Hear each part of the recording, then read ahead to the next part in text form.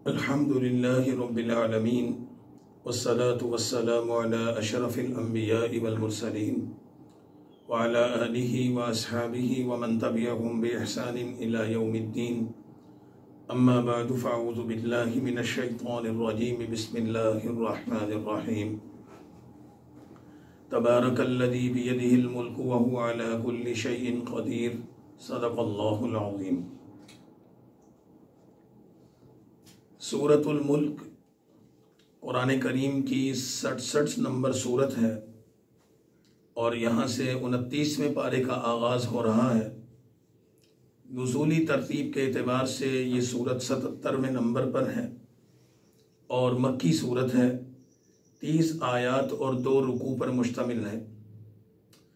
इस सूरत का नाम सूरतुल मुल्क इस वजह से है कि इसकी पहली आयत में तबारकल्लज़ी बियदिहिल मुल्क अल मुल्क का लफ्ज़ ज़िक्र हुआ है कि जिसका माना ये है कि बड़ी बरकत वाली ज़ात है उस अल्लाह की जिसके हाथ में मुल्क यानी बादशाही है। इस निस्बत से इस सूरत को सूरतुल मुल्क कहा जाता है। इस सूरत के पढ़ने की बहुत सी फजीलत अहादीस में ज़िक्र की गई हैं। नबी करीम सल्लल्लाहु अलैहि वसल्लम ने ये बात फरमाई है कि ये सूरत अपने तिलावत करने वाले की सिफारिश करेगी और इस सूरत के पढ़ने वालों की मग़फ़िरत कर दी जाएगी। मशाइख़ किराम का ये मामूल रहा है कि वो नमाज इशा के बाद बड़े एहतमाम से इस सूरत की तिलावत करते हैं और आम मुसलमानों को भी इसकी तालीम दी जाती है कि नमाज इशा के बाद सोने से पहले सूरह मुल्क की तिलावत की जाए। सूरत मुल्क और फिर इस सूरत के बाद आने वाली जितनी सूरतें हैं सूरह नास तक, उन तमाम सूरतों में एक दो सूरतों के अलावा सारी की सारी सूरतें मक्की हैं और उन तमाम सूरतों में बुनियादी तौर पर 3 चीज़ों को ज़िक्र किया गया है। अल्लाह ताला की तौहीद के दलाइल हैं, उसकी वहदानियत का तज़किरा है, उसके साथ अंबिया अलैहिमुस्सलाम की नबूवत और रिसालत का बयान है और साथ ही साथ मरने के बाद ज़िंदा होने और क़यामत के कायम होने पर दलाइल दिए गए हैं। और फिर इन सूरतों में पिछले ज़माने में मुख्तलिफ़ कौमों ने नबियों की तालीमात का जो इनकार किया उन पर अल्लाह का अज़ाब आया। मानने वालों को अल्लाह की तरफ से जो इनामात मिले वो ये तमाम चीज़ें इन आखिरी सूरतों में बयान की गई हैं। और कुरान करीम जैसे जैसे अपने इख्तिताम की तरफ बढ़ता है तो इसके मज़ामीन में इस बात पर ज़ोर पैदा हो जाता है कि अल्लाह को मानो, उसकी नबियों की तालीमात पर अमल करो और मरने की तैयारी करो, मरने के बाद तुमसे हिसाब किताब लिया जाएगा। तो सारी सूरतों का खुलासा ये है। फिर भी हम मुख्तसरन हर सूरत का अलग अलग खुलासा भी पेश कर देते हैं। मिसाल के तौर पर सूरह मुल्क में 3 अहम मज़ामीन हैं। नंबर 1, सूरत के आगाज़ ही से ये बात फरमा दी गई है कि दुनिया में हकीकी बादशाहत अल्लाह ताला की है। अल्लाह ताला के अलावा इस दुनिया का कोई बादशाह नहीं है। मौत व हयात, इज़्ज़त व ज़िल्लत, फ़क्र व गिना, हर चीज़ का निज़ाम अल्लाह के हाथ में है। ज़मीन व आसमान पर उसकी कुदरत चलती है। दूसरी बात ये बताई गई है कि रब्बुल आलमीन जो सारे जहानों के पालने वाला और चलाने वाला है, उसकी वहदानियत पर मुख्तलिफ दलाइल इस सूरत में दिए गए हैं। और तीसरी चीज़, क़यामत के झुटलाने वालों का अंजाम क्या होगा और दोज़ख का अज़ाब कैसा होगा, इसका जिक्र करते हुए ये बात फरमाई गई है कि उस दोज़ख का अज़ाब जोश मारेगा, आग भड़केगी और जब काफिर उस दोज़ख के अज़ाब को देखेंगे तो उनके चेहरे मसख हो जाएंगे और उनको कहा जाएगा कि अब घबराओ मत, यही वो अजाब है जिसको तुम तलब करते थे और यही तुम्हारा मुकद्दर है। सूरह मुल्क के बाद अगली सूरत सूरतुल कलम है। सूरतुल कलम कुरान करीम की 68 नंबर सूरत है। नुज़ूली तरतीब के एतबार से इसका नंबर 2 है। ये भी मक्की सूरत है, 52 आयात और 2 रुकू पर मुश्तमिल है। कलम अरबी ज़बान में उस लिखने के लिए इस्तेमाल होने वाले आला को कहते हैं, और अल्लाह ताला ने चूँकि इस सूरत की इब्तिदा में कसम खाई है कलम की, इसलिए इसको सूरतुल कलम कहा जाता है। और अल्लाह की तरफ से कलम की कसम उठाना ये कलम की अज़मत को बयान करता है। और हदीस पाक में भी आता है कि सबसे पहली चीज़ जो अल्लाह ने पैदा फरमाई वो कलम था, और उसे पैदा करने के बाद अल्लाह ताला ने फरमाया कि लिखो। उसने पूछा कि ए परवरदिगार क्या लिखूं? तो अल्लाह ने फरमाया तकदीर लिखो। तो चुनाचे क़यामत तक के लिए जो दुनिया में होने वाला है, इस कायनात में होने वाला है, वो सब कुछ कलम से लिखा गया। इस वजह से इस सूरत को सूरतुल कलम कहा जाता है कि अल्लाह ताला की उस कुदरत की अलामात और निशानियों में से एक कलम भी है। सूरत का आगाज़ हुरूफ मुक़त्तआत से हो रहा है। नून ये हुरूफ मुक़त्तआत में से है। और फिर इस सूरत में 3 बड़ी बातें जिक्र की गई हैं। एक तो नबी करीम सल्लल्लाहु अलैहि वसल्लम के अखलाक और आपके मनाकिब का बयान है कि आप सल्लल्लाहु अलैहि वसल्लम आली अखलाक हैं, अखलाक के शाहसवार हैं। आप दीवाने नहीं हैं, आप मजनू नहीं हैं। अल्लाह ताला ने आपको जो मकाम और मनसब दिया है, उस पर आप जो काम कर रहे हैं, उसके लिए उसके बदले में आपके लिए बहुत बड़ा अजर है। दूसरी चीज़ ये बताई गई है कि अल्लाह ने आपको जो अखलाक दिया है, आपका वो अखलाक कुरान है असल में। और फिर उसके ज़िमन में नबी करीम सल्लल्लाहु अलैहि वसल्लम की अमली ज़िंदगी की ताबीर ये बताई कि आप सल्लल्लाहु अलैहि वसल्लम की अमली ज़िंदगी को समझना है तो कुरान पढ़ो। जैसे कि हज़रत आयशा रज़ी अल्लाह तआला अन्हा से जब सवाल किया गया कि हुज़ूर सल्लल्लाहु अलैहि वसल्लम के अखलाक क्या थे, तो उन्होंने कहा कि कान खुलुकुहुल कुरान, आपके अखलाक तो कुरान थे। और फिर इस सूरत में नबी करीम सल्लल्लाहु अलैहि वसल्लम की मुखालिफीन की अखलाकी पस्ती और उनकी गंदी आदत और उनकी बदकिरदारी को जिक्र किया गया है। और रसूलुल्लाह सल्लल्लाहु अलैहि वसल्लम के मुखालिफीन जिस कमीनगी के साथ, जिस कजफिक्री के साथ और जिस रजालत के साथ हुज़ूर सल्लल्लाहु अलैहि वसल्लम की दुश्मनी करते थे और आपको तंग करते थे, उसका जिक्र करते हुए उनके बदतरीन अंजाम को जिक्र किया गया है। खुसूसन मक्का का एक सरदार वलीद बिन मुगीरा जो नबी पाक सल्लल्लाहु अलैहि वसल्लम की दुश्मनी में हद से ज़्यादा आगे बढ़ गया था, उसका जिक्र किया गया है। और फिर इस सूरत में रसूलुल्लाह सल्लल्लाहु अलैहि वसल्लम की ज़ात के बाद दूसरी बड़ी चीज़ अस्हाबुल जन्ना, बाग वालों का जिक्र किया गया है। ये किस्सा अरब में मशहूर था। यमन के करीब एक बाग था, उसका मालिक गुरबा पर अपने बाग की आमदन और उसका मुनाफा खर्च किया करता था।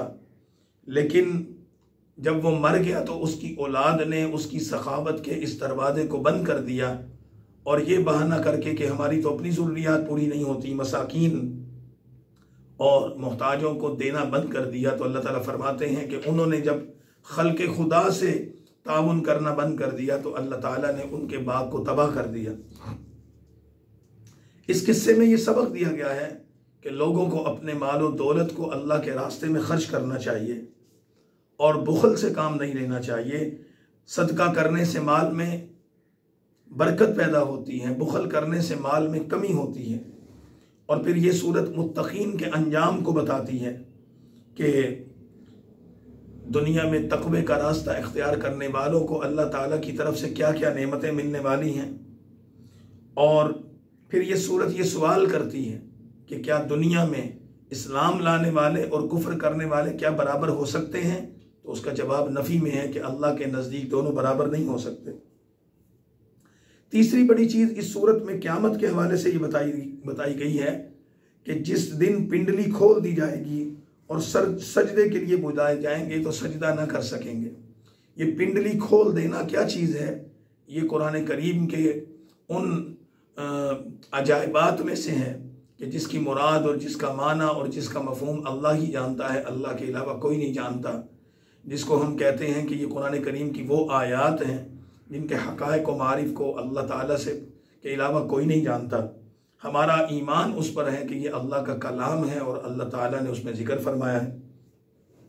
तो फरमाया कि ये क़यामत के दिन काफिर सजदा करना चाहेंगे तो सजदा नहीं कर सकेंगे। तो वो दिन, क़यामत के दिन को पिंडली खोल देने से ताबीर किया गया। इसको मुतशाबिहात कुरान में शुमार किया गया है। इसकी मुराद और इसका माना अल्लाह ही बेहतर जानता है। सूरत के आखिर में रसूलुल्लाह सल्लल्लाहु अलैहि वसल्लम को सब्र की तलकीन करते हुए और मुशरिकीन और काफिरों के इज़ा और तकलीफ़ों का जिक्र करते हुए कि आप सब्र करें और अल्लाह की तरफ मुतवज्जे रहें, सूरत को ख़त्म कर दिया गया। अगली सूरत सूरतुल अलहाक़ा है, 69 नंबर सूरत है। तरतीब नुज़ूल में 78 नंबर है। 52 आयात और 2 रुकू पर मुश्तमिल ये सूरत भी मक्की है। हाक़ा का माना है साबित होने वाली, चूँकि क़यामत का दिन और क़यामत का अजाब ये अल्लाह का एक ऐसा वादा है जो पूरा होकर रहेगा, साबित होकर रहेगा। इस वजह से इस सूरत का आगाज़ हाक़ा से किया गया है कि तुम्हें क्या पता हाक़ा क्या है। अल्लाह ताला उस क़यामत के ज़िक्र को अल-हाक़ा से ताबीर करते हुए ये बात फरमाते हैं कि रसूलुल्लाह सल्लल्लाहु अलैहि वसल्लम जो तुम्हें क़यामत की खबर दे रहे हैं तो ये सच्ची खबर है। और फिर सूरत की इब्तिदा ही में क़यामत के ज़िक्र के साथ उसकी होलाकियों का जिक्र करते हुए कौम समूद, कौम आद और कौम लूत जैसी मुख्तलिफ कौमों पर आने वालों अजाब और उनके बदतरीन अंजाम का जिक्र किया गया। और फिर क़यामत से पहले पेश आने वाले कुछ वाक़यात का जिक्र किया गया। सूर फूंका जाएगा, ज़मीन व आसमान तबाह हो जाएंगे, आसमान फट जाएगा, आसमान से फरिश्ते उतरेंगे और फिर तमाम इंसानों को बिल आखिर अल्लाह के सामने पेश कर दिया जाएगा। और जब दुनिया के सारे इंसान अल्लाह के सामने पेश होंगे तो ये सूरत बताती है कि दुनिया के सारे इंसान 2 हिस्सों में तकसीम हो जाएंगे। एक सादा नेक बख्त लोग, एक अशकिया बदबख्त लोग, और फिर दोनों अपने अपने अंजाम को पहुँचेंगे। जो नेक लोग होंगे उनका नाम अमाल उनके दाएं हाथ में दिया जाएगा तो वो खुश होंगे और उनकी खुशी और मुसर्रत दुनिया के तमाम इंसान देखेंगे। बदबख्त लोगों की अलामत उनका नाम अमाल उनके बाएं हाथ में दिया जाएगा। वो रोएंगे, चीखो पुकार करेंगे और उनको बांधा जाएगा, घसीट कर दोज़ख में दाखिल किया जाएगा और फिर उनके जराइम बताए जाएंगे। तुम अल्लाह पर ईमान नहीं रखते थे, सखावत नहीं करते थे। और फिर सूरत के इख्तिताम पर रसूलुल्लाह सल्लल्लाहु अलैहि वसल्लम और कुरान करीम की सदाकत पर दलाइल देते हुए इस सूरत को ख़त्म कर दिया। 70 नंबर सूरत सूरतुल मारिज है। तरतीब नुज़ूल में इसका नंबर 79 है। सूरत मारिज भी मक्की है, 44 आयात और 2 रुकू हैं। इसकी आयत नंबर 3 में एक लफ्ज़ आया है मिनल्लाहि ज़िल मारिज, कि अल्लाह ताला दराजात की तरफ से नाजिल होगा, यानी अल्लाह की ज़ात के हवाले से ये बात की गई है। दराजात से मुराद आसमान है, दर्जा बंदी करना, ऊपर नीचे होना। इस निस्बत से इस सूरत को मारिज कहा जाता है।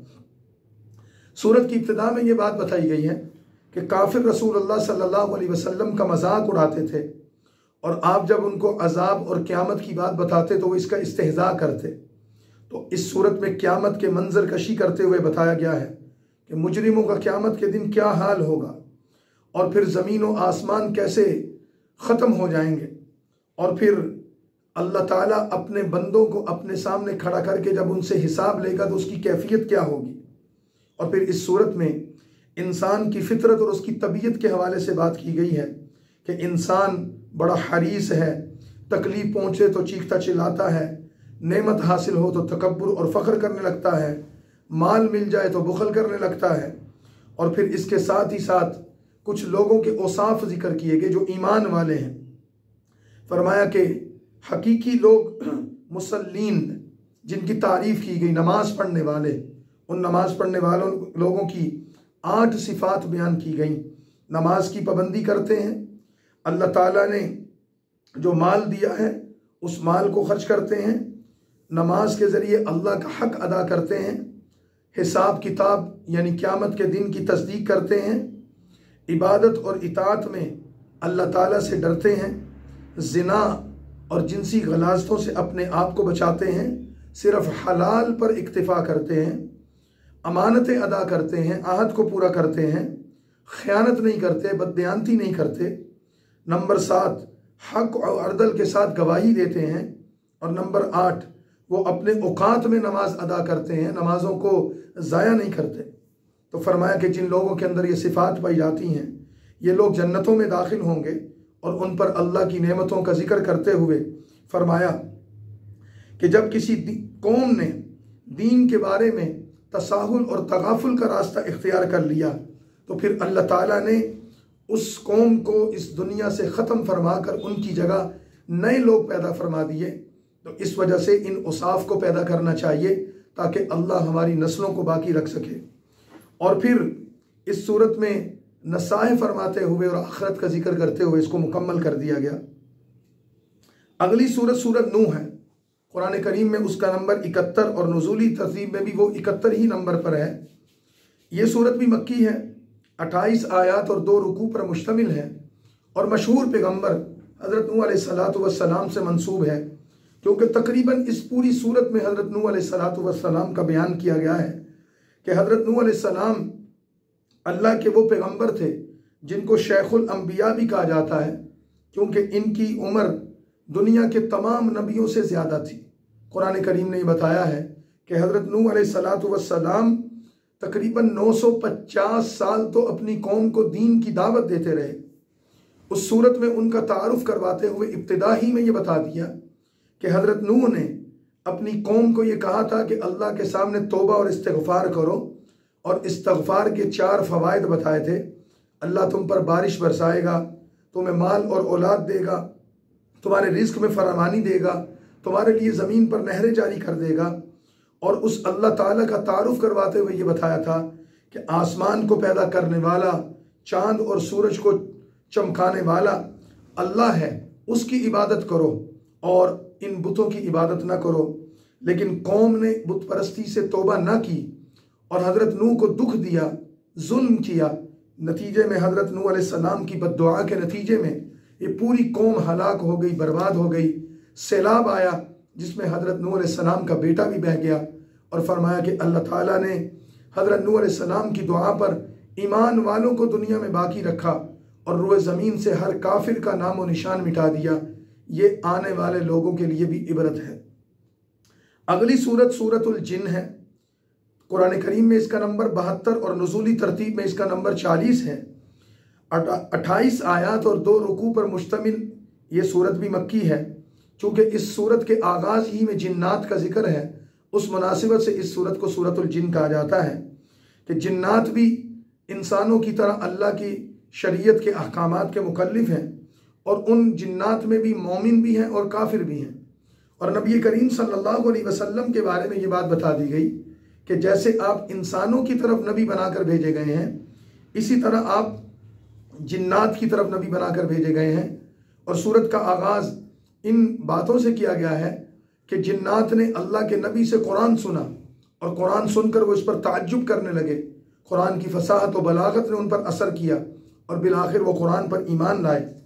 फिर इस सूरत में ये बात बताई गई है कि इस पूरे निज़ाम में जो कायनात का निज़ाम है, उस निज़ाम में इंसानों के अलावा भी ऐसी मखलूक़ात रहती हैं जिनका मुशाहिदा आम तौर पर इंसान नहीं कर पाते, लेकिन अल्लाह ताला ने उनको पैदा किया और अल्लाह उनको जानता है।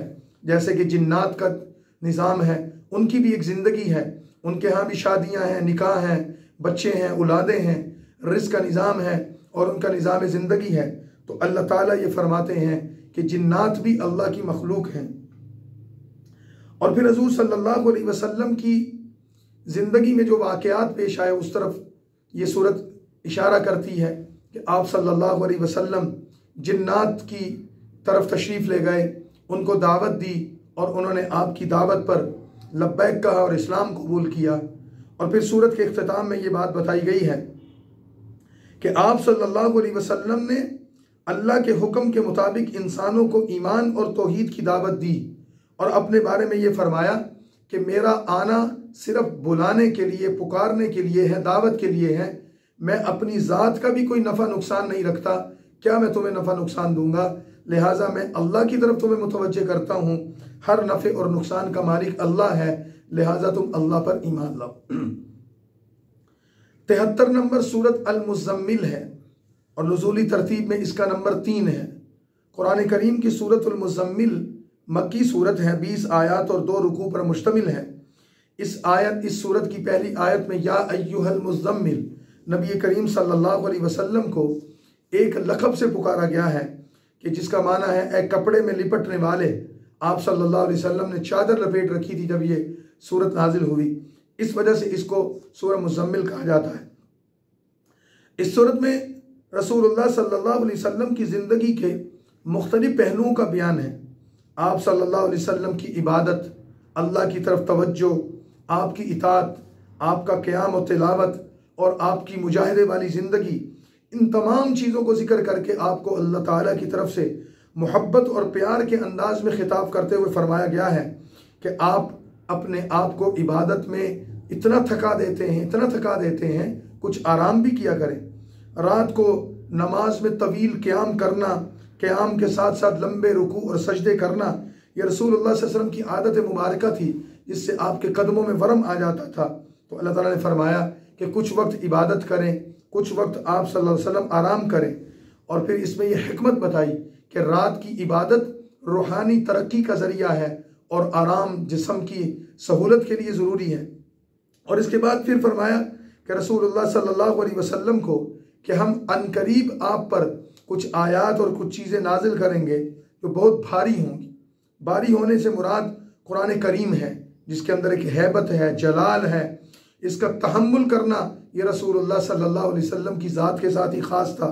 और फिर आपको ये बताया गया कि आप पर जो तकलीफ़ें, परेशानियाँ आएंगी, उन पर आपने सब्र करना है।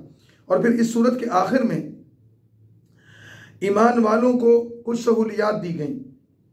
एक तो ये कि शुरू में लंबी लंबी इबादत करने और लंबे क़याम करने का हुक्म था, और बाज़ रिवायात में कि तहज्जुद को लाजिम करार दिया गया था।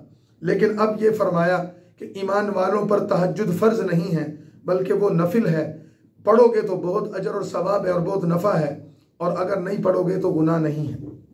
अगली सूरत 74 नंबर सूरतुल मुद्दस्सिर है। नुज़ूल तरतीब में इसका नंबर 4 है। ये सूरह मुज़म्मिल के बाद नाजिल हुई और सूरह मुद्दस्सिर भी मक्की है। 56 आयात और 2 रुकू पर मुश्तमिल है। आप सल्लल्लाहु अलैहि वसल्लम का एक सिफाती नाम मुद्दस्सिर भी है। इसका माना भी वही है, कपड़े में लिपटने वाले। तो इस वजह से इस सूरत को आप सल्लल्लाहु अलैहि वसल्लम से मंसूब किया गया। ये सूरत अपने आगाज़ ही में नबी करीम सल्लल्लाहु अलैहि वसल्लम के औसाफ को बयान करती है। अल्लाह की तरफ दावत और आपका कुफ़ार को डराना, उनकी तरफ से मिलने वाली तकलीफ़ों पर सब्र करना, इसका जिक्र करते हुए आप सल्लल्लाहु अलैहि वसल्लम को की तवस्सुत से ये सूरत मुखालिफीन को, जो मुजरिम हैं, जो काफिर हैं, उनको अल्लाह के अजाब से डराती है। और फिर इसमें वलीद बिन मुगीरा, जो रसूलुल्लाह सल्लल्लाहु अलैहि वसल्लम का बदतरीन दुश्मन था, उसका जिक्र करते हुए, उसकी तरफ इशारा करते हुए ये बताया गया कि ये शख्स अल्लाह के कलाम को सुनता है और पहचानता भी है कि ये अल्लाह का कलाम है, लेकिन अपने तकब्बुर और फ़ख्र की वजह से इस पर ईमान नहीं लाता और इस कुरान को जादू करार देता है। फिर इस सूरत में जहन्नुम का जिक्र किया गया, उसके दरोगों का जिक्र किया गया, कुफ़ार और फुज्जार के अजाब का जिक्र किया गया, चांद रात और सुबह की कसम खाई गई, और ये बताया गया कि हर शख्स अपने आमाल का खुद जिम्मेदार है। जिसके नामा आमाल को दाएं हाथ में दिया जाएगा वो कामयाब, जिसके नामा आमाल को बाएं हाथ में दिया जाएगा वो नाकाम होगा। और फिर इस सूरत के आखिर में कुछ एक मकालमा जिक्र किया गया है कि क़यामत के दिन जहन्नमी लोगों से सवाल किया जाएगा कि तुम्हें किस चीज़ ने दोज़ख में डाला, आज तुम दोज़ख के अज़ाब में किस वजह से हो। तो वो ये कहेंगे, हम दुनिया में नमाज नहीं पढ़ते थे, मस्कीनों को खाना नहीं खिलाते थे और गुमराही के कामों में हिस्सा लेते थे, हम क़यामत का इनकार करते थे, इस वजह से आज इस अज़ाब में मुब्तला किए गए। और सूरत का इख्तिताम करते हुए बताया गया कि नबी सल्लल्लाहु अलैहि वसल्लम, ये कुरान एक नसीहत है, जो शख्स चाहता है इस नसीहत से सबक हासिल करे, कुरान उसके लिए नफ़ा बख्श है, और जो इस नसीहत को नहीं पकड़ेगा वो अपना नुकसान खुद करेगा। 75 नंबर सूरत सूरतुल क़ियामा है। नुज़ूली तरतीब से इसका नंबर 31 है। 40 आयात और दो रुकू पर मुश्तमिल ये मुख्तसर सूरत क़यामत को जिक्र करती है।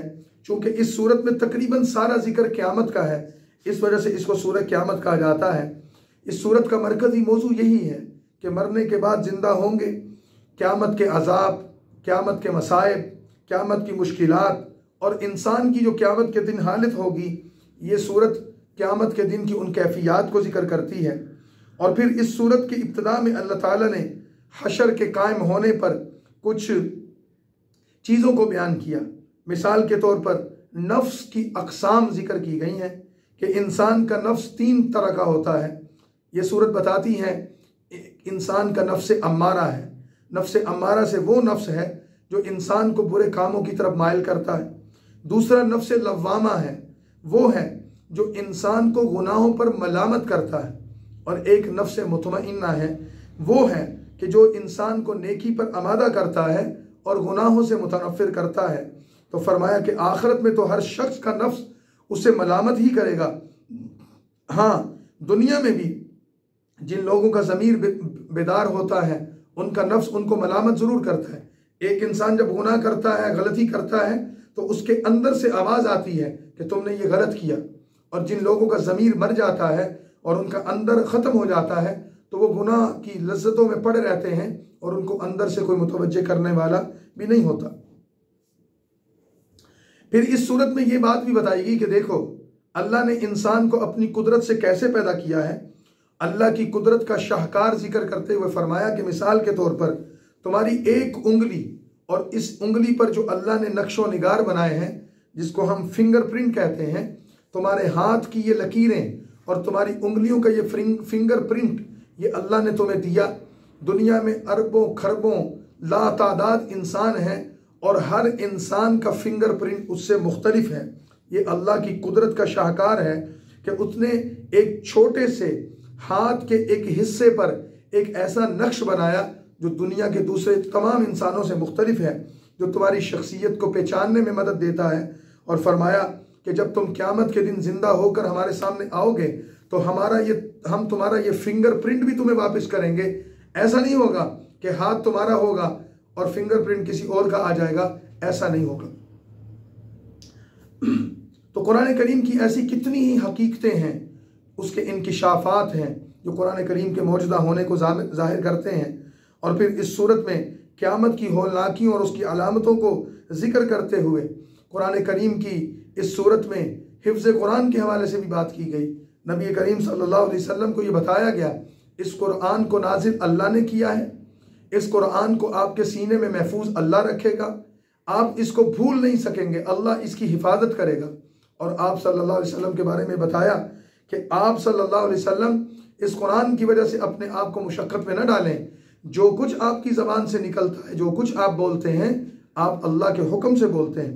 और फिर इस सूरत में नेक लोगों का और बदबख्त लोगों का जिक्र किया गया, मौत के वक्त कैफियत क्या होंगी उसका जिक्र किया गया।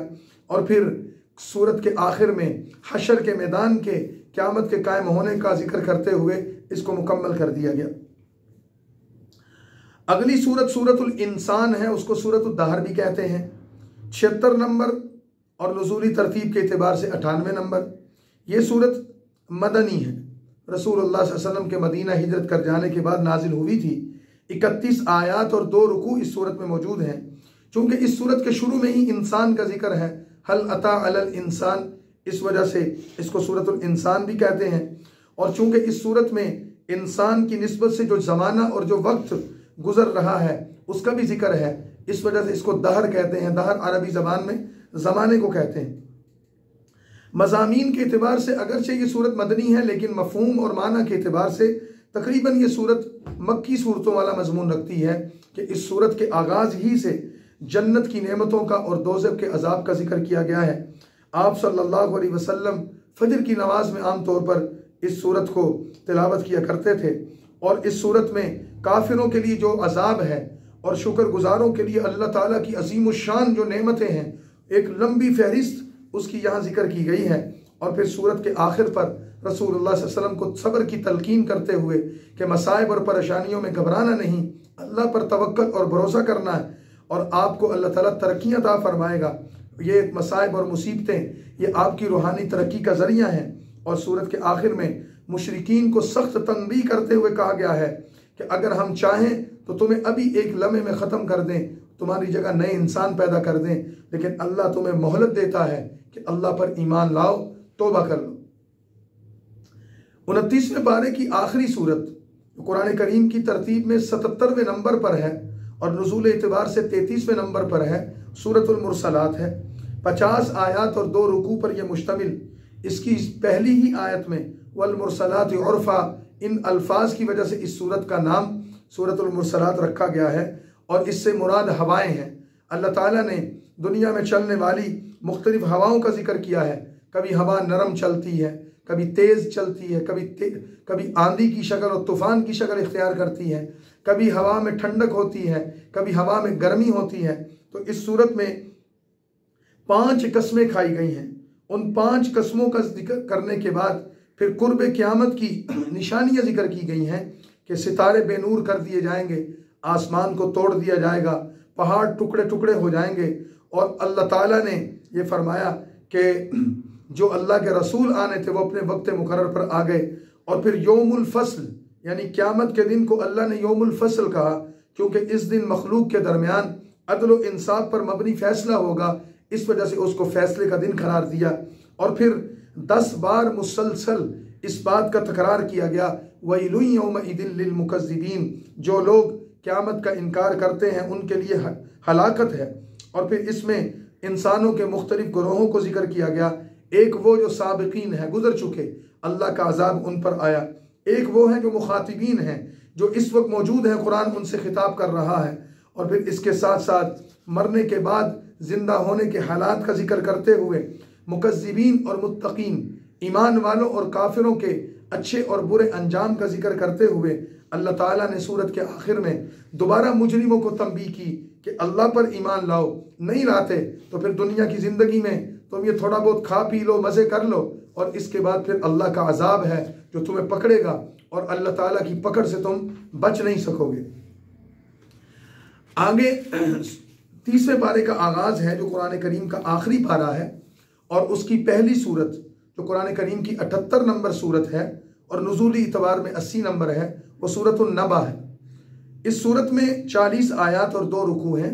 नबा कहते हैं एक बड़ी खबर को, चूँकि इस सूरत में क़यामत की खबर दी गई है और काफिर क़यामत के जिक्र के बारे में कहते थे कि ये नबी हमें कैसी खबर दे रहा है, बड़ी बड़ी खबरें देता है, क़यामत आएगी, मरने के बाद ज़िंदा होगा, तो ये तो बहुत बड़ी खबर है, हम नहीं मानते।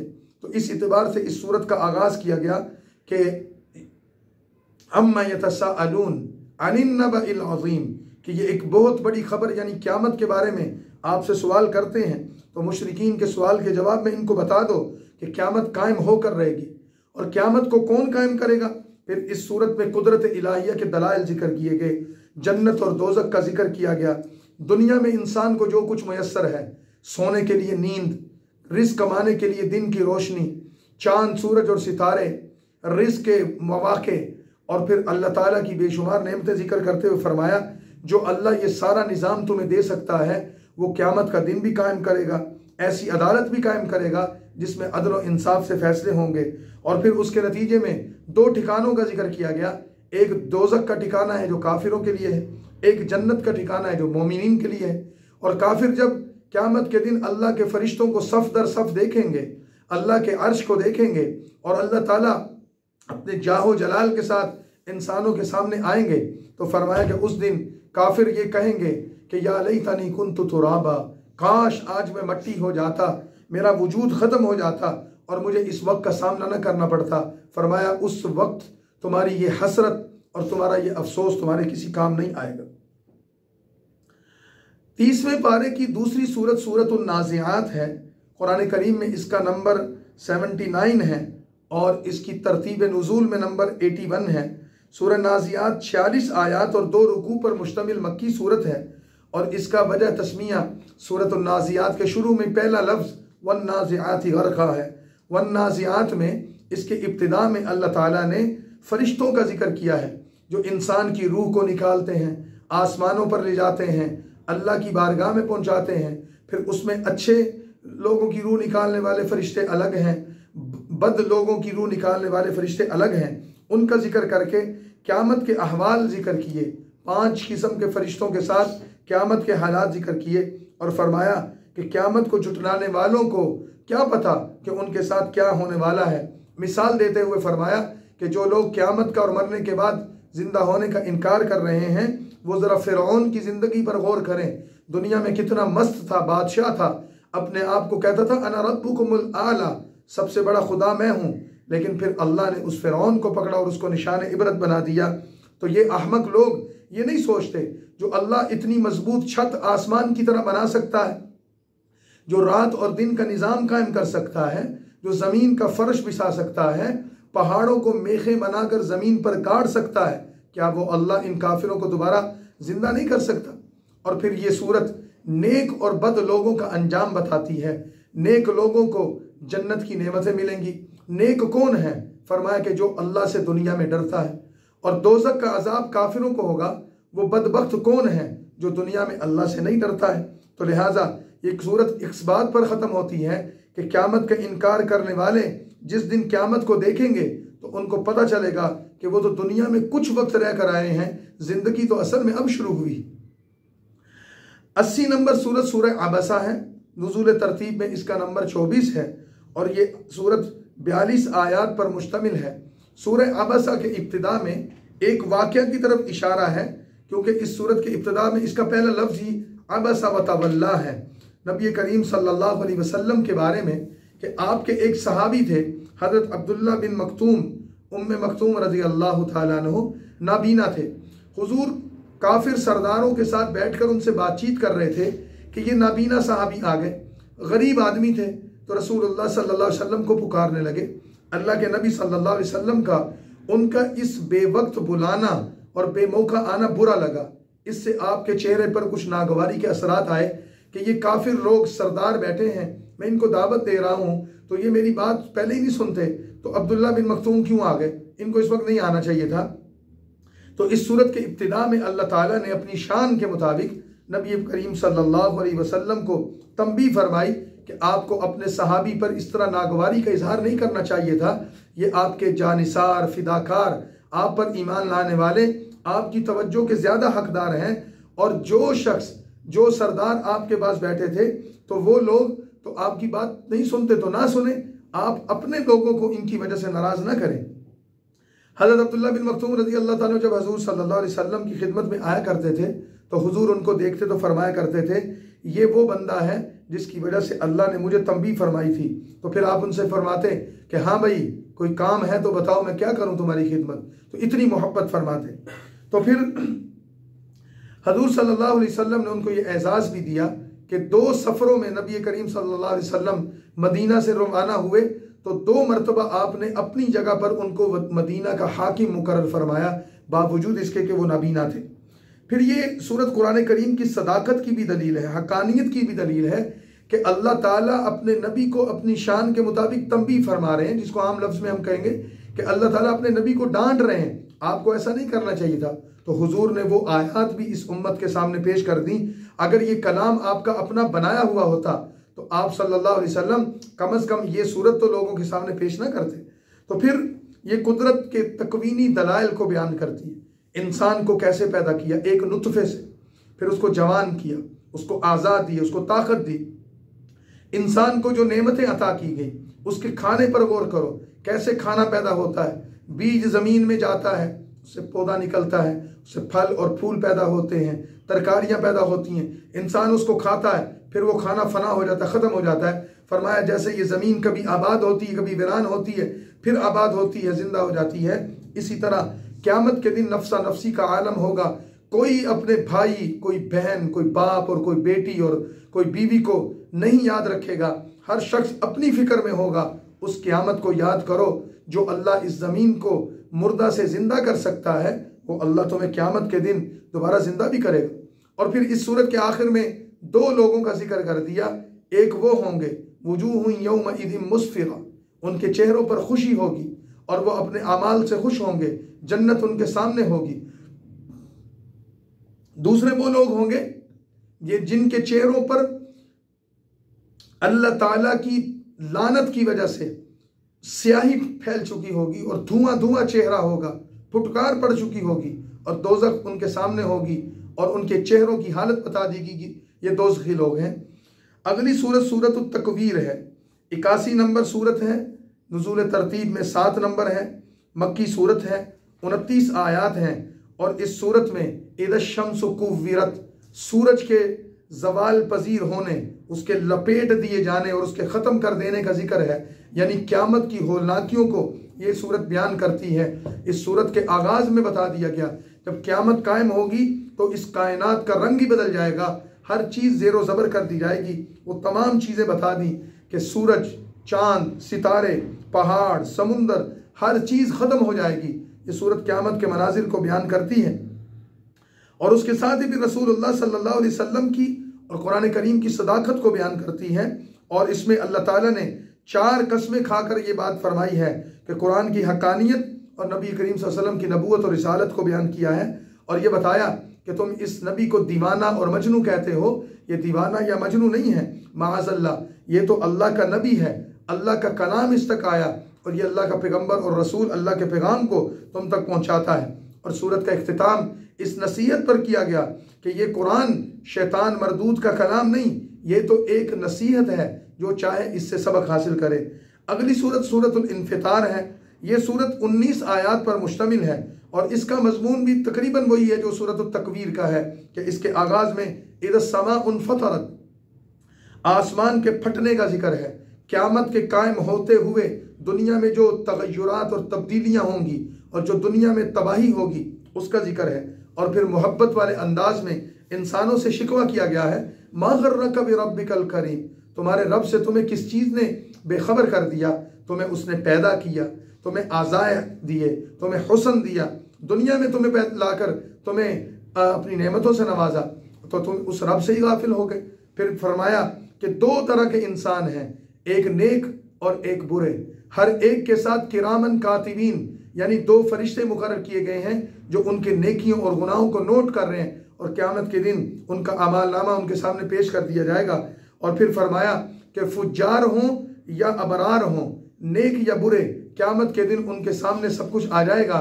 और क़यामत क्या है तुम्हें उसकी हकीकत का अंदाज़ा नहीं, क़यामत कायम होकर रहेगी। अगली सूरत सूरतुल मुतफ़्फ़िफ़ीन है। सूरतुल मुतफ़्फ़िफ़ीन नुज़ूली तरतीब में 86वें नंबर पर है और 36 आयात पर मुश्तमिल है। मुतफ़्फ़िफ़ीन कहते हैं वैलुल लिल मुतफ़्फ़िफ़ीन, नापतोल में कमी करने वालों के लिए अजाब की वईद इस सूरत में बताई गई है।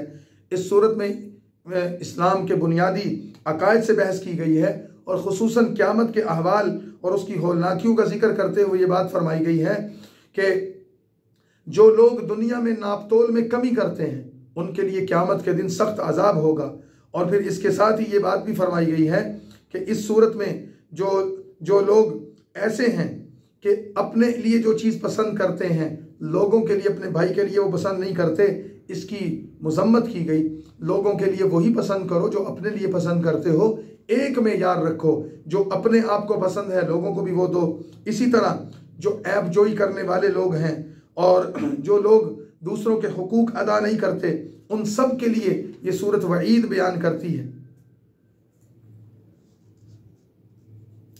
फिर इसी तरह इस सूरत में इंसानों की दोनों जमातें, अबरार और फुज्जार, उनके अंजाम का जिक्र किया गया है कि जो फुज्जार होंगे गुनाहगार, उनका ठिकाना भी दोज़ख है, और जो मुत्तकीन और अबरार हैं उनका ठिकाना इल्लियीन है।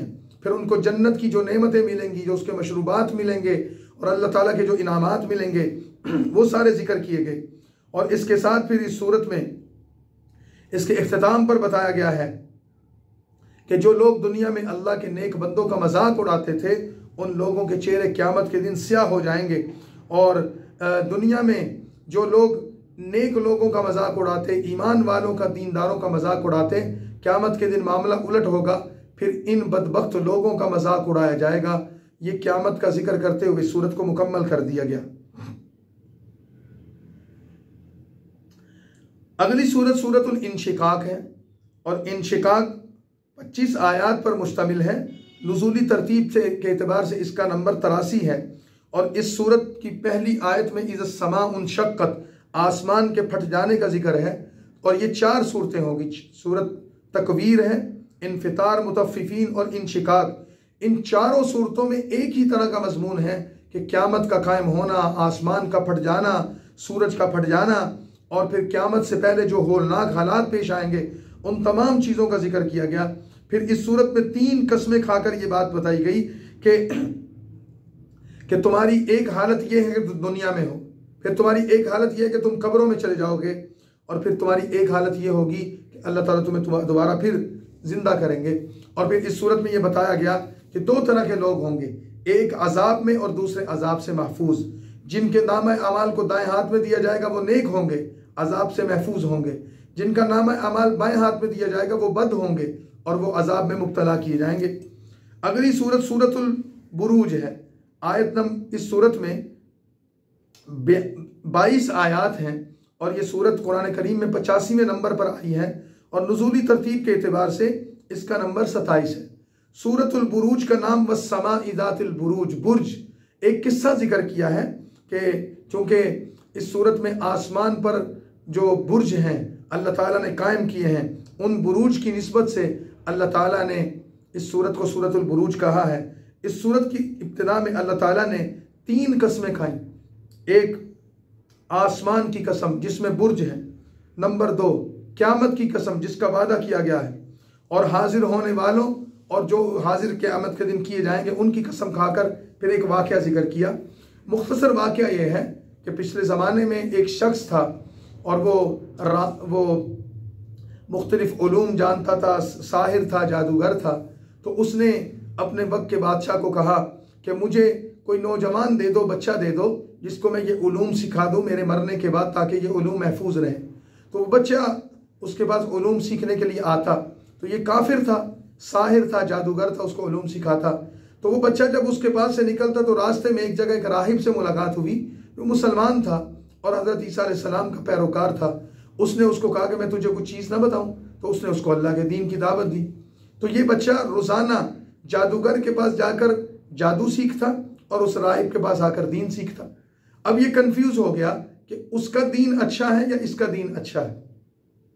एक दिन रास्ते से गुजर रहा था कि शेर बैठा था रास्ते में, उसने रास्ता रोका हुआ था, लोग डर के मारे रास्ते से गुजर नहीं रहे थे और शेर को पीछे हटाने की कोई तदबीर नहीं कर रहा था। तो इस बच्चे के दिल में ख्याल आया कि आज देखता हूँ कि कौन सा मज़हब अच्छा है। तो एक पत्थर उठाया और कहा कि अगर राहिब का दीन अच्छा है तो उसके रब का नाम लेकर शेर को मारता हूँ, अगर ये मर गया तो उसका दीन अच्छा होगा, और अगर ना मरा तो फिर साहिर का दीन अच्छा होगा।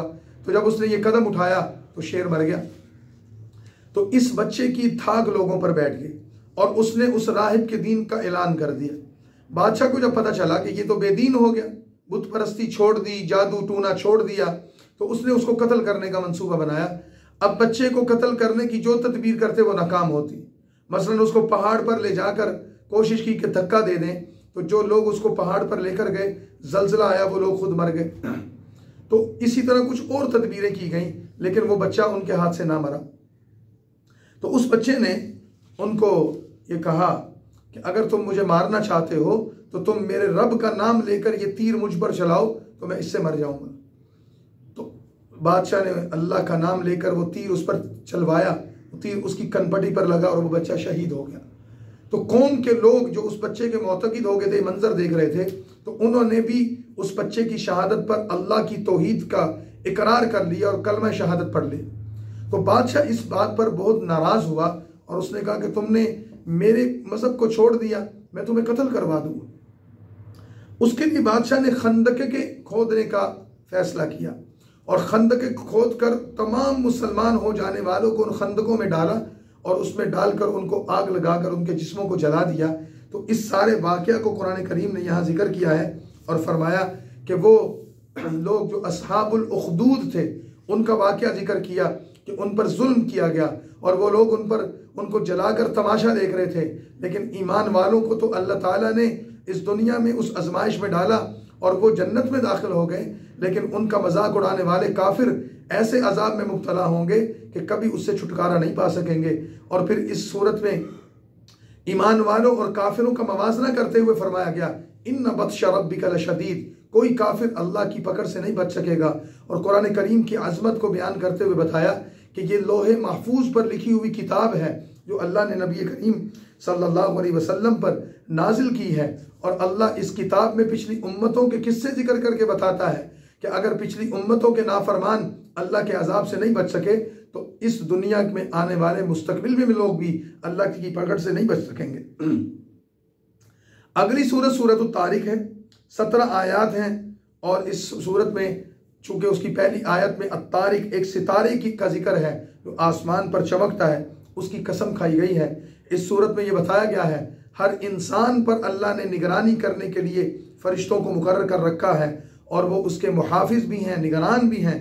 और फिर इंसान की तख्लीक का जिक्र करते हुए बताया कि जो अल्लाह इंसान को नुत्फे से पैदा करके मुख्तलिफ तख्लीक के मराहिल से गुजार सकता है, वो अल्लाह इस इंसान को दोबारा जिंदा भी कर सकता है। 87 नंबर सूरत सूरतुल आला है, तरतीब नुज़ूल में इसका नंबर 8 है और ये सूरत भी मक्की है।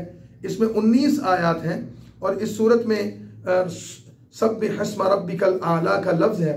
इस वजह से इस सूरत का नाम आला है कि ए नबी सल्लल्लाहु अलैहि वसल्लम अपने उस रब का नाम लेकर उसकी तस्बीह करो जो बहुत बुलंद और आला है, आलीशान है। इस सूरत में अल्लाह ताला की हम्द और तस्बीह बयान करने का हुक्म है। और फिर कुरान करीम के आसान होने का जिक्र है कि अल्लाह ने इस कुरान को आप पर नाजिल भी किया और उसके साथ ही अल्लाह ताला ने ये बशारत सुनाई कि इस कुरान को जो मोहब्बत करेंगे वो कुरान उनके सीने में महफूज हो जाएगा, याद हो जाएगा, ये बता दिया। इसके साथ ही इस्लाह नफ्स के हवाले से, तज़किया नफ्स के हवाले से ये सूरत वसीयत करती है। और फिर उसके साथ ही पिछली तमाम किताबें और खुसूसन सहाइफ इब्राहीम और मूसा का जिक्र करते हुए फरमाती हैं कि जो नसीहतें अल्लाह ने पिछली किताबों में नाजिल की थी वही नसीहतें इस किताब में भी हैं, ये कोई नई किताब नहीं है। फिर अगली सूरत सूरतुल गाशिया है, 26 आयात पर मुश्तमिल है। हल अता का हदीसुल गाशिया, गाशिया कहते हैं ढांप लेने वाली चीज़ को। क़यामत चूंकि आकर हर चीज़ को ढांप लेगी, इस वजह से उसको गाशिया कहा गया है। गोया कि क़यामत के नामों में से एक नाम गाशिया भी है। सूरत में 2 लोगों का जिक्र किया गया, बुरे अकायद वाले लोग और अच्छे अकायद वाले लोग। फिर उनका अंजाम भी जिक्र किया गया। क़यामत के दिन नेक लोग अपने चेहरों से पहचाने जाएंगे, बदबख्त भी अपने चेहरों से पहचाने जाएंगे। और फिर सूरत के आखिर में अल्लाह की कुदरत की निशानियां जिक्र की गई कि तुम देखो ऊंट को अल्लाह ने कैसे पैदा किया, आसमान को अल्लाह ने कैसे बुलंद किया, पहाड़ों को अल्लाह ने कैसे नस्ब किया, ज़मीन को अल्लाह ने कैसे बिछौना बनाया। जो अल्लाह इस कायनात की ऐसी अजीब व गरीब चीज़ों को पैदा कर सकता है, वो अल्लाह मरने के बाद तुम्हें जिंदा कर सकता है। लिहाजा उस अल्लाह पर ईमान लाओ और मौत की तैयारी करो। अगली सूरत सूरतुल फजर है, इसमें 30 आयात हैं और वल फज्र, सुबह के वक्त की कसम खाई गई है। इस वजह से इस सूरत में 4 कसमों का जिक्र है। उन 4 कसमों का जिक्र खाकर अल्लाह ताला फरमाते हैं वल फज्र वलयालिन अश्र, फजर की कसम है, 10 मुबारक रातों की कसम है। इससे मुराद जुल्हज के महीने की हज की 10 रातें हैं। तो 4 कसमें खाकर अल्लाह ताला बता रहे हैं कि तुमसे पहले जो कौमें आई थी, मिसाल के तौर पर कौम हूद, कौम आद, कौम समूद और फिरऔन की कौम, वो कैसे हलाक हुई। अगर तुम अल्लाह के इस दीन को कबूल नहीं करोगे तो अल्लाह ताला का तरीका ये है कि वो अपने ना मानने वाले नाफरमान लोगों को मिटा देता है, तुम्हें भी अल्लाह मिटा देगा। फिर इस सूरत के आखिर में क़यामत के ज़ल्ज़ले का जिक्र है। क़यामत के दिन अल्लाह ताला के जाहो जलाल और उसके फरिश्तों के आने का जिक्र है और मैदान हशर की होलनाकी का जिक्र है। और फरमाया कि जो नफ्स मुतमईन होंगे, नेक ईमान नेक लोग, नेक नफ्स लोग, ईमान वाले लोग, उनको तो अल्लाह ताला जन्नत में दाखिल करेंगे और उनको कहेंगे तुम्हें कोई गम या कोई फिक्र नहीं होना चाहिए। 90 नंबर सूरत सूरतुल बलद है, तरतीब नुज़ूल में इसका नंबर 35 है, 20 आयात हैं। ला उक़सिमु बिहाज़ल बलद, मक्का शहर की कसम खाई गई। इस वजह से इस सूरत को सूरतुल बलद कहते हैं। इस सूरत का मौजू इंसान की सआदत और शकावत है कि कुछ इंसान नेकी करके सआदतमंद बन जाते हैं, कुछ इंसान बदबख्ती करके बदबख्त और शकी बन जाते हैं। इस सूरत में अल्लाह ताला ने 3 कसमें खाकर फरमाया कि हमने इंसान को मुख्तलिफ मराहिल में गुजारा। कभी इसको फ़क्र व फाका आता है, कभी बीमारी और दुख आता है, कभी हवादिस व अलाइम आते हैं, कभी इस पर जब बुढ़ापा और मौत आ जाता है, फिर ये कब्र में जाएगा, मुनकिर नकीर का सामना करना पड़ेगा, क़यामत की होलनाकियों को देखेगा। इतना कुछ इंसान के सामने पेश आने वाला है, लेकिन इंसान फिर भी अपने फ़ख्र और तकब्बुर से नहीं निकलता और ईमान और अमल साले की तरफ नहीं आता। तो इंसान को उस वक्त की तैयारी करनी चाहिए कि जब इंसान अल्लाह की बारगाह में पेश होगा। अगली सूरत सूरत शम्स है और फिर उससे अगली सूरत सूरत लैल है। शम्स सूरज को कहते हैं, लैल रात को कहते हैं। इन दोनों सूरतों का मजमून एक ही है कि पिछली कौमों के हालात को जिक्र करके बताया कि वो भी क़यामत के मुनकिर हुए तो उनका अंजाम क्या हुआ। तुम भी क़यामत के मुनकिर बन रहे हो मक्का के मुशरिकों, अगर तुमने तौबा ना की तो फिर अल्लाह ताला तुम्हें पकड़ेंगे। और फिर सूरतुल लैल के आखिर में एक मोमिन नेक साले इंसान का जिक्र करते हुए बताया कि अहले ईमान को अल्लाह ताला दोज़ख से अजाब से बचा लेगा। और एक शख्स की मिसाल दी कि जिसने अपना माल अल्लाह की रज़ा में खर्च किया, अल्लाह ताला ने उससे अजाब को टाल दिया। और उससे मुराद नबी करीम सल्लल्लाहु अलैहि वसल्लम की ज़ात अक़दस है कि कुफ्र की ज़िंदगी थी, लेकिन हज़रत अबू बकर की ज़ात है कि पहले कुफ्र की ज़िंदगी थी और फिर अल्लाह ने उनको तौफीक दी, इस्लाम लाए, अपने माल को अल्लाह के रास्ते में खर्च किया तो अल्लाह ने उनको मोमिनीन का सरदार बना दिया, अल्लाह ने अपने अजाब से बचा लिया, जन्नत की नेमतें उनके लिए मुकद्दर कर दी। तो ये सूरत उनको बतौर मिसाल के पेश करते हुए कहती है कि मुसलमानों बनना है तो अबू बकर सिद्दीक की तरह बनो, किसी काफिर या मुनाफिक की तरह ना बनो। अगली सूरत सूरत नंबर 93 और 94 सूरत उज़्ज़ुहा और सूरह अलम नशरह है। इन दोनों सूरतों को रसूलुल्लाह सल्लल्लाहु अलैहि वसल्लम की ज़ात के हवाले से बराह रास्त आपकी ज़ात को मुखातिब करते हुए नाजिल किया गया। सूरत उज़्ज़ुहा, ज़ुहा का माना होता है रोशनी और नशरह का माना है खोल देना, शरह सदर हो जाना। इस सूरत में मसलन सूरत ज़ुहा में अल्लाह ताला ने कसम खाकर रसूलुल्लाह सल्लल्लाहु अलैहि वसल्लम को इस बात पर मुखातिब करते हुए फरमाया कि याद रखिए, ना अल्लाह ने आपको छोड़ा है, ना अल्लाह आपसे नाराज़ है। आप सल्लल्लाहु अलैहि वसल्लम से हसद और दुश्मनी करने वाले लोगों को आप सल्लल्लाहु अलैहि वसल्लम की तसल्ली के लिए अजीम बशारतें दी गई हैं। आप सल्लल्लाहु अलैहि वसल्लम का हर आने वाला दिन, हर आने वाला वक्त पहले से बेहतर होगा। आपकी आखिरत दुनिया से बहुत बेहतर होगी और दुनिया में आप पर जो मसाइब और तकलीफ आई, इसके बदले में अल्लाह आखिरत में आपको इतना अता करेगा कि आप अल्लाह से राज़ी हो जाएंगे। और फिर अल्लाह ने दुनिया में अपने नबी पर 3 एहसानात का जिक्र किया कि आप यतीम थे, अल्लाह ने आपको ठिकाना दिया। आपके पास दीन की तालीम नहीं थी, अल्लाह ने आपको हादी और रहनुमा बना दिया। आप तंगदस्त थे, अल्लाह ताला ने आपको गनी कर दिया। और फिर 3 वसीयतें फरमाई, ए नबी सल्लल्लाहु अलैहि वसल्लम, यतीम से कभी सख्ती ना कीजिए, नरमी से पेश आइए। साइल को कभी डांटिए मत, जो मुमकिन हो अता कीजिए और अपने रब की नेमतों का जिक्र करते रहिए। इसी तरह सूरह अलम नशरह में, इंशराह में आप सल्लल्लाहु अलैहि वसल्लम की खुसूसियात को जिक्र करते हुए फरमाया कि ए नबी सल्लल्लाहु अलैहि वसल्लम, आप पर हमने 3 एहसानात किए। नंबर 1, आपके सीने को खोल दिया, आपको शरह सदर कर दिया, उसको अपनी हिकमत और अपने नूर से भर दिया, गुनाहों और गंदगी से दूर कर दिया। नंबर 2, आपका बोझ हमने हटा दिया। नबी पाक सल्लल्लाहु अलैहि वसल्लम को अल्लाह ताला ने तमाम चीज़ों से और तमाम आजमाइशों से बरी कर दिया। आपको से बोझ उठाने का मतलब ये कि जिस चीज़ की वजह से, जिम्मेदारियों की वजह से आपकी कमर झुक गई थी, आप सल्लल्लाहु अलैहि वसल्लम पर नबूवत और रिसालत का जो बोझ था, उन जिम्मेदारियों का, उसको हमने हल्का कर दिया। और नंबर 3, आपका जिक्र हमने बुलंद कर दिया। जिक्र करने का बुलंद करने का मतलब, अब जहाँ भी अल्लाह का नाम लिया जाता है, नमाज में, आज़ान में, इकामत में, दुनिया में जहाँ अल्लाह का नाम लेने वाले मौजूद हैं, वहाँ आप सल्लल्लाहु अलैहि वसल्लम का नाम लेने वाले भी मौजूद हैं, वहीं अल्लाह के नबी का नाम भी लिया जाता है। और फिर आप सल्लल्लाहु अलैहि वसल्लम से अल्लाह ताला ने जो वादा किया मुश्किलात को आसान करने और तकलीफ़ों को दूर करने का, फरमाया हमने वो वादा पूरा कर दिया। अब बदले में आप अल्लाह का शुक्र अदा करें और उसकी इबादत में मशगूल हो जाएं। अगली सूरत सूरत 3 है, 8 आयात पर मुश्तमिल ये सूरत। इसके शुरू में अल्लाह ताला की पैदा करदा मुख्तलिफ चीज़ों की कसम खाई गई है। मिसाल के तौर पर इंजीर की कसम खाई गई है, जैतून की कसम खाई गई है, तूर सीनीन की कसम खाई गई है। और फरमाया इस सूरत में 3 चीज़ें बयान की गई हैं। एक ये कि अल्लाह ने इंसान को बनाया तो इसकी इज्जत और तकरीम की, इसको खूबसूरती से पैदा किया। नंबर 2, इंसानियत के तकाजे ये हैं कि इंसान अल्लाह का शुक्रगुजार बंदा बने और अपनी ज़िंदगी में अपने नफ्स को कंट्रोल करे और अल्लाह की इताअत करे। और नंबर 3, हाकिम और आदिल होना। अगर अल्लाह ताला ने किसी को बनाया उसका तकाजा ये है कि वो अदल और इंसाफ से काम ले, जुल्म और ज़्यादती ना करे। 96 नंबर सूरत सूरतुल अलक है। नुज़ूली तरतीब में इसका नंबर 1 है, यानी वो सूरत जो सबसे पहले रसूलुल्लाह सल्लल्लाहु अलैहि वसल्लम पर नाजिल हुई, जिसकी इब्तिदाई 5 आयात इक़रा बिस्मि रब्बिकल्लज़ी खलक़ खलक़ल इंसान मिन अलक़ इक़रा व रब्बुकल अकरम अल्लज़ी अल्लम बिल क़लम अल्लमल इंसान मा लम यअलम, ये 5 आयात सबसे पहले रसूलुल्लाह पर नाजिल हुई। इस वजह से ये नुज़ूली तरतीब में पहले नंबर पर है।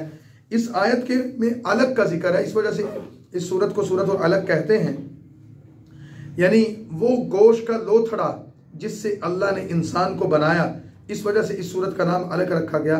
कुरानी तालीमात का खुलासा क्या है कि छोटी से छोटी सूरत भी अल्लाह ताला की तौहीद को, उसकी कुदरत को और उसके अजायबात को बयान करती है। इस सूरत की पहली आयात में जो सबसे पहले नाजिल हुई, अल्लाह की ज़ात का तारुफ करवाया गया, फिर इंसान की तख्लीक का जिक्र, इंसान की तमाम मखलूक़ात पर फजीलत का जिक्र, इंसान को जो अल्लाह ताला ने माल और दौलत दी उसका जिक्र कि फिर तू अल्लाह का नाफरमान और उसका नाशुक्रा बन गया, फिर इंसान के गुरूर और तकब्बुर का जिक्र कि इंसान गुरूर और फ़ख्र और तकब्बुर करता है, अल्लाह का कुछ नहीं बिगाड़ सकता, अपना ही नुकसान करता है। और फिर इस सूरत के आखिर में इस उम्मत के फ़िरऔन यानी इस उम्मत के सबसे बड़े काफिर अबू जहल का जिक्र करते हुए उसकी मजम्मत की गई कि वह आप सल्लल्लाहु अलैहि वसल्लम को डराता और धमकाता है, तकलीफ और अजियत देता है, लेकिन उसको पता नहीं कि खुदा का अजाब उसकी तरफ मुतवज्जे होने वाला है। और बिल आखिर वो अबू जहल कत्ल हुआ और जहन्नुम हासिल हुआ। अगली सूरत सूरतुल कदर है। सूरतुल कदर 97 नंबर सूरत है, 5 आयात हैं इसमें, और ये कुरान करीम की वो सूरत है जिसमें लैलतुल कदर का जिक्र है। फरमाया कि अल्लाह ने तुम पर एक अजीम एहसान किया कि उसने तुम्हें लैलतुल कदर की रात अता की, और उस लैलतुल कदर के बारे में बताया कि इसमें इबादत करना वो 1000 महीनों की इबादत से बेहतर है, और उस रात में फरिश्तों का नुज़ूल होता है। वो लैलतुल कदर की रात रमज़ान में आती है और रमज़ान के आखिरी अशरे में आती है। उसकी फजीलत उलमाए कराम से हम सुनते रहते हैं, अल्लाह हमें उसकी कदर करने की तौफीक दे। अगली सूरत सूरतुल बय्यिना है, 98 नंबर सूरत है, और ये सूरत मदनी है, मदीना मुनव्वरा में नाजिल हुई। इसमें 8 आयात हैं। इसमें आयत हत्ता तातियहुमुल बय्यिना, बय्यिना कहते हैं खुली दलील को, वाज़े दलील को, इस वजह से इस सूरत को बय्यिना कहा गया है। इस सूरत में 3 चीज़ें जिक्र की गई। नंबर 1, आखिरी नबी बनी इसराइल में से होगा या नहीं होगा। अहले किताब का मौक़िफ़ ये था कि चूँकि नबूवत और रिसालत हमारे पास चली आ रही है तो आखिरी नबी भी बनी इसराइल में से होगा, लेकिन जब वो आखिरी नबी बनी इसराइल में से ना हुआ बल्कि वो हज़रत इस्माईल अलैहिस्सलाम की औलाद में हुज़ूर सल्लल्लाहु अलैहि वसल्लम तशरीफ़ लाए, तो उन्होंने हुज़ूर सल्लल्लाहु अलैहि वसल्लम की नबूवत और रिसालत का इनकार कर दिया। तो फरमाया अल्लाह तुम पर हुज्जत कायम करता है, तुम्हें वाज़ेह तौर पर बताता है कि तुम अल्लाह के नबी का इनकार न करो।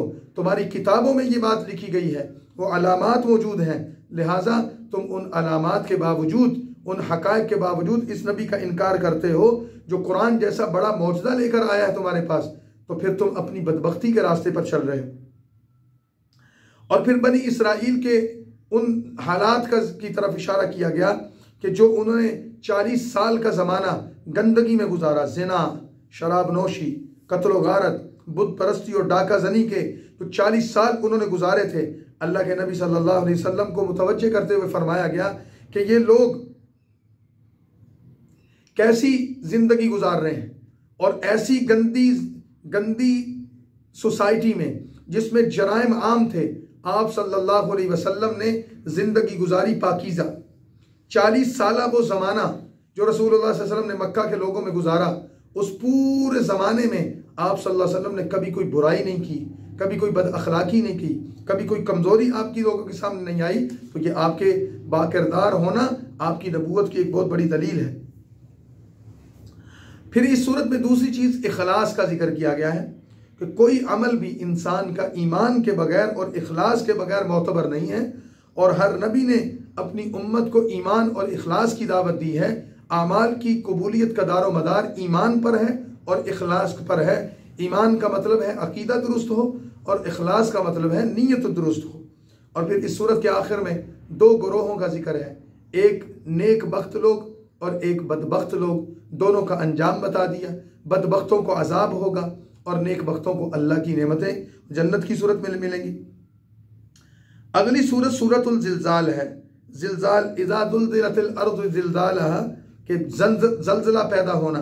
चूँकि ये सूरत क़यामत के होलनाक जल्जले को बयान करती है, इस वजह से इस सूरत का नाम जिलजाल रखा गया है। और ये भी क़यामत का जिक्र करती है, लेकिन सूरत मदनी है। दो चीज़ें बुनियादी तौर पर इसमें जिक्र की गई हैं। एक तो क़यामत आएगी तो उसकी कैफियत क्या होगी, दुनिया में क्या सूरत हाल पेश आएगी। और दूसरा, लोग जब अल्लाह के सामने पेश होंगे हिसाब किताब के लिए, तो इस सूरत में ये बता दिया गया कि उन लोगों के आमाल अच्छे अगर राई बराबर भी होंगे तो अल्लाह उनको दिखा देगा, और अगर उनके गुनाह राई बराबर भी होंगे तो वो बुरे अमाल भी उनके सामने पेश कर दिए जाएंगे। आगे सूरत आदियात है जो मक्की सूरत है, 11 आयात पर मुश्तमिल है। नुज़ूली तरतीब में इसका नंबर 14 है। इस सूरत में आयत है वल आदियाति ज़बहा, उसी मुनासिबत से इस सूरत का नाम आदियात है। आदियात उन घोड़ों को कहते हैं जो दौड़ते हुए हाँपने लगते हैं। तो इस सूरत के जो 3 अहम मज़ामीन हैं, नंबर 1 घोड़ों की किस्म बयान की गई। जिहाद के लिए पाले गए घोड़े जब वो मैदान जिहाद में भागते हैं तो हाँपते हैं और उनके अंदर से एक आवाज़ पैदा होती है उनके सांस की। उसकी कसम खाई गई कि इंसान बड़ा नाशुक्रा है और इसके नाशुक्र होने पर खुद उसके आमाल गवाह हैं। तो इन घोड़ों से सबक सीखो जो अपने मालिक का खाते हैं तो उनकी इताअत करते हैं और उनके लिए मैदान जिहाद में दुश्मन का मुकाबला करते हैं। वो मालिक का वफादार बनकर कैसे एक जानवर होकर अपनी वफादारी को साबित करता है, और इंसान अशरफुल मखलूकात होकर अपने मालिक हकीकी का बेवफा बन जाता है। फिर इंसान की फितरत और तबीयत पर बात की गई है इस सूरत में कि इंसान फितरतन माल की मोहब्बत में गिरफ्तार है, और इसको अगर सोने की एक वादी भी दे दी जाए तो ये उस पर कनात नहीं करेगा, बल्कि कहेगा एक और मिलनी चाहिए। तो लिहाजा ये सूरत बंदों को उनके सीनों के राज जो पोशीदा हैं उस हवाले से बताती है कि जब इंसानों को अल्लाह के सामने हिसाब किताब के लिए पेश किया जाएगा तो उनके सीनों में जो छुपे हुए राज थे जिसको वो कभी जबान पर नहीं लाए थे, अल्लाह ताला वो भी उनके सामने खोल देगा और बताएगा कि मैं तुम्हारे हर अमल और हर चीज़ से बाखबर था। ये 101 नंबर सूरत अल-कारिया है। नुज़ूली तरतीब में इसका नंबर 30 है और 11 आयात पर मुश्तमिल है। कारिया का माना है खड़खड़ाने वाली, आवाज़ पैदा करने वाली। इस सूरत में भी निज़ाम कायनात में जो होने वाली तब्दीलियाँ हैं और इंसान को जो अंजाम कार मिलने वाला है, यानी क़यामत का वुकू, उसका जिक्र किया गया। फिर अगली सूरत सूरत तकासुर है। ये सूरत 8 आयात पर मुश्तमिल है। नुज़ूली इतबार से इसका नंबर 16 है। इस सूरत में लोगों को इस चीज़ की तरफ मुतवज्जे किया गया कि देखो, माल की कसरत इंसान को गाफिल कर देती है, और ऐसी गाफिल कर देती है कब्र को भी भूल जाता है, मरने को भी भूल जाता है। तो इंसान की ज़िंदगी महल्लात से लेकर कब्र तक कैसे गुजरती है, ये सूरत उसको बयान करती है। और ये कहती है कि तुमसे अल्लाह की नेमतों के बारे में सवाल होगा, लिहाजा इस माल और दौलत और अल्लाह की नेमतों को ऐसे इस्तेमाल करो कि तुम्हारे जहन में हो कि तुमसे इसके बारे में बास-पूस की जाएगी। सूरतुल असर 103 नंबर सूरत है और नुज़ूली तरतीब में इसका नंबर 13 है। ये भी मक्की सूरत है, 3 आयात हैं इसमें वल अस्र, ज़माने की कसम खाकर ये बताया गया है, और इसमें इस्लाम के बड़े ज़बरदस्त और अजीम उसूल बयान किए गए हैं। 3 आयात पर मुश्तमिल सूरत में बहुत बड़ी बड़ी बातें की गई हैं, जिसका हासिल कलाम ये है कि अल्लाह ताला ने 4 सिफ़ात जिक्र की गई हैं, ईमान और अमल सालेह, एक दूसरे को हक की तलकीन और एक दूसरे को सब्र की तलकीन। ये 4 सिफ़ात जिन लोगों में होंगी वो कामयाब हैं, और इन 4 सिफ़ात के अलावा अगर किसी शख्स में ये 4 सिफ़ात नहीं होंगी तो दुनिया के सारे इंसान नाकाम व नामुराद हैं। तो इमाम शाफी रहमतुल्लाह अलैह का कौल है कि अगर लोग सिर्फ इस एक सूरतुल असर पर जो 1.5 सतर की सूरत है गौर व फिक्र कर लें, उन्हें किसी और नसीहत की जरूरत नहीं है। इससे आगे सूरतुल हुमज़ा है, वैलुल लिकुल्लि हुमज़ा। इस सूरत में ऐब निकालने वाले और ताना देने वाले लोगों का, यानी जो अखलाकी रज़ाइल हैं, अखलाकी कमज़ोरियां हैं, कि इंसान में जो बीमारियां होती हैं उनका जिक्र किया गया है। पहली बीमारी इंसान किसी का ऐब बयान करता है, जिसे गीबत कहते हैं, उसकी मजम्मत की गई। दूसरी बीमारी कि इंसान लोगों के सामने हस्ब व नसब को जिक्र करे और दीन व मज़हब और शक्ल व सूरत का ताना दे कि तुम्हारा नसब अच्छा नहीं, मेरा नसब आला है, तुम्हारा दीन अच्छा नहीं, मेरा दीन अच्छा है, तुम्हारी शक्ल अच्छी नहीं, मेरी शक्ल अच्छी है। तीसरी चीज़ इस सूरत के अंदर ये जिक्र की गई, हुब्ब दुनिया। लोग दुनिया की मोहब्बत में इतने मसरूफ़ हो जाते हैं कि वो आखिरत को भूल जाते हैं। तो इस सूरत में मुत्तकीन को मुतवज्जे करते हुए कहा गया अपने अंदर ये बीमारियां पैदा ना होने देना। और फिर इस सूरत में इन बीमारियों में मुब्तला होने वाले बदबख्त लोगों का अंजाम भी जिक्र किया गया है। 105 नंबर सूरत सूरतुल फील है। नुज़ूल एतबार से इसका नंबर 19 है। फील हाथी को कहते हैं। ये सूरत उस वाक़या को याद दिलाती है कि नबी करीम सल्लल्लाहु अलैहि वसल्लम की पैदाइश से पहले मक्का में यमन से आने वाले एक बादशाह ने खाना काबा पर हमला किया था और मक्का मुकरमा पर हमला किया था, और उसका मकसद ये था कि वो खाना काबा को मिस्मार करना चाहता था, अल्लाह के घर को गिराना चाहता था। तो वो असहाब फील का वाक़या इस सूरत में जिक्र किया गया कि वो आने वाला लश्कर हाथियों पर सवार था। तो अल्लाह ताला ने खाना काबा की हिफाजत का ऐसा गैबी इंतज़ाम किया कि चिड़िया से छोटा परिंदा जिसको अबाबील कहा जाता है, उनका एक लश्कर आया और उन्होंने उन हाथियों पर कंकर बरसाए, और वो कंकर उनको ऐसे लगते थे जैसे कोई बम लगता है और फट जाता है, और वो हाथियों के जिस्म को आग लग जाती थी और उन फौजियों के जिस्म फट जाते थे और चल जाते थे। अल्लाह ताला ने बता दिया कि अल्लाह ताला का गैबी निज़ाम कायम है और अल्लाह रब्बुल इज़्ज़त अपने घर की खुद हिफाजत करने वाले हैं।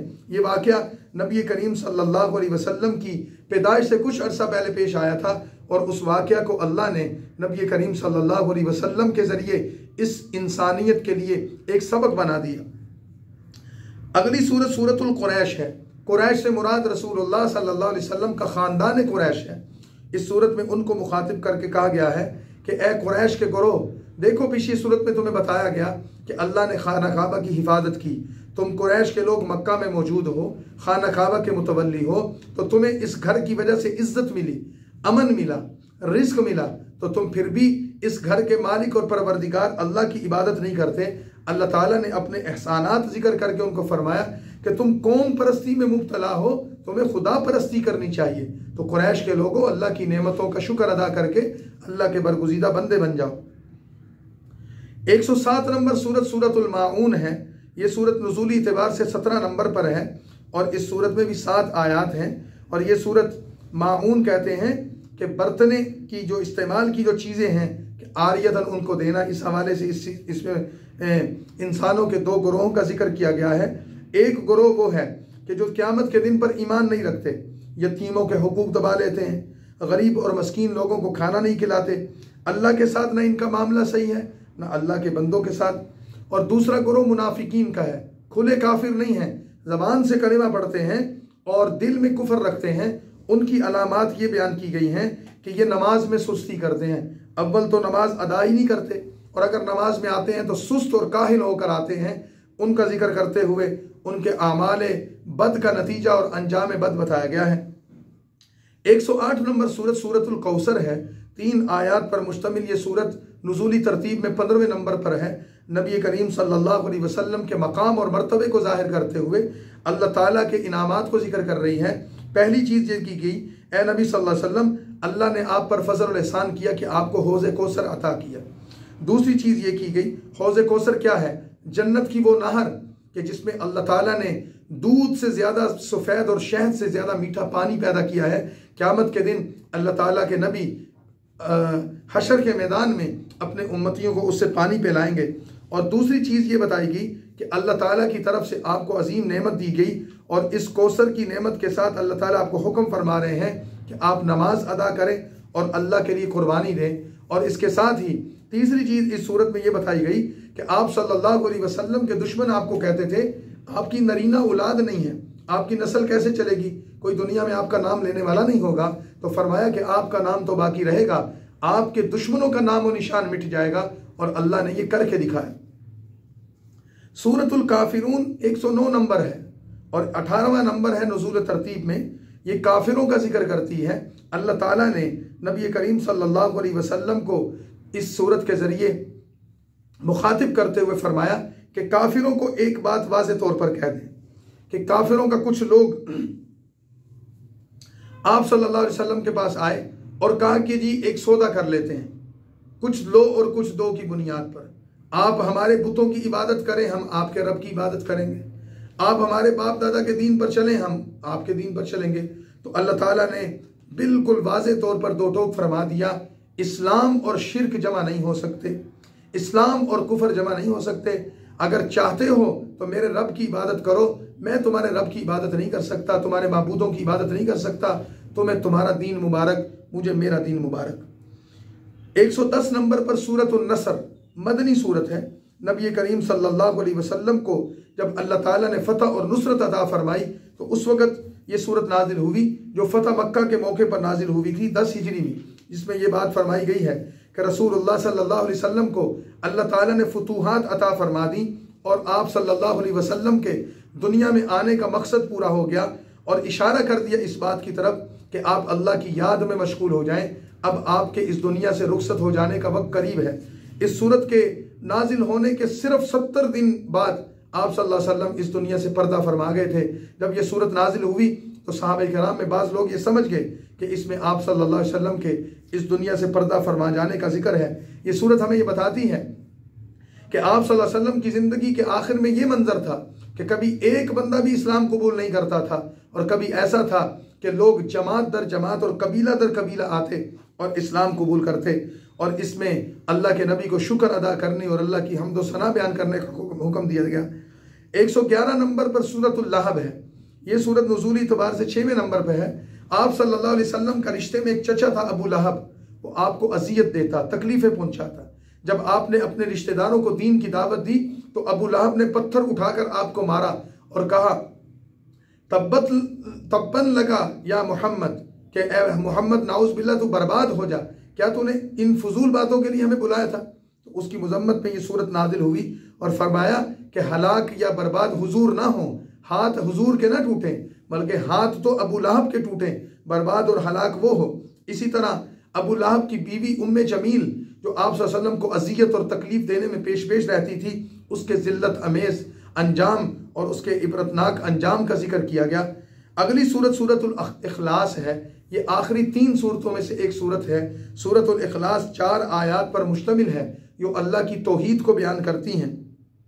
चूँकि इस सूरत में अल्लाह ताला की तौहीद और वहदानियत का जिक्र है, इस वजह से इसको इखलास कहा गया है, जो इस्लाम के बुनियादी अकायद में से एक चीज़ है कि अल्लाह की तौहीद और रुबूबियत को बयान किया, अल्लाह की तौहीद और उसकी उलूहियत को बयान किया और फिर अल्लाह ताला की ज़ात और उसकी अस्मा और सिफ़ात को जिक्र किया।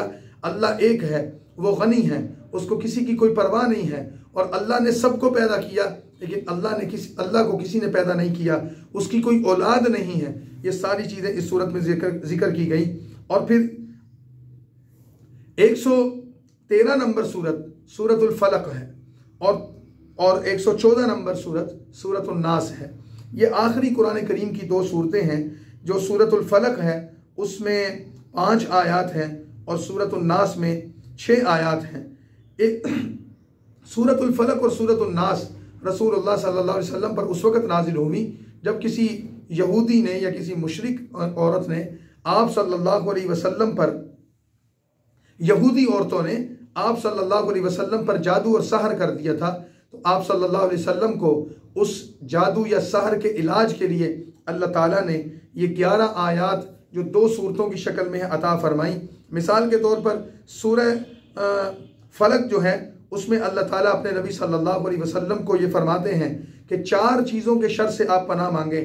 नंबर 1 मखलूक के शर से, नंबर 2 अंधेरों के शर से, क्योंकि आमतौर पर शयातीन और शैतानी काम अंधेरे में किए जाते हैं। नंबर 3 फूंके मारने वालियों की शर से जिन्होंने आप पर सहर किया था। और नंबर 4 हासिद के शर से। और इसी तरह सूरतुन नास में आप सल्लल्लाहु अलैहि वसल्लम को जो चीज़ फरमाई गई है उसमें आप सल्लल्लाहु अलैहि वसल्लम को ये फरमाया गया कि आप अल्लाह की पनाह चाहें। कुल आऊज़ु बिरब्बिन नास, कि मैं अल्लाह ताला की पनाह में आता हूँ।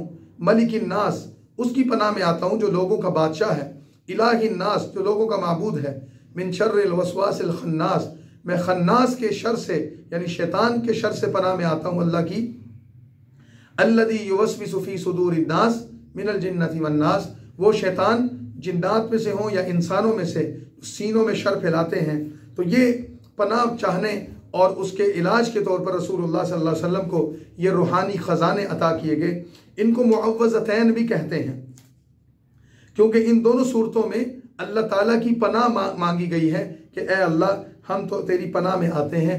इन सूरतों की फजीलतें भी अहादीस में बहुत ज़्यादा जिक्र की गई हैं और इन सूरतों का कसरत से तिलावत करना ये भी इंसान का मामूल होना चाहिए।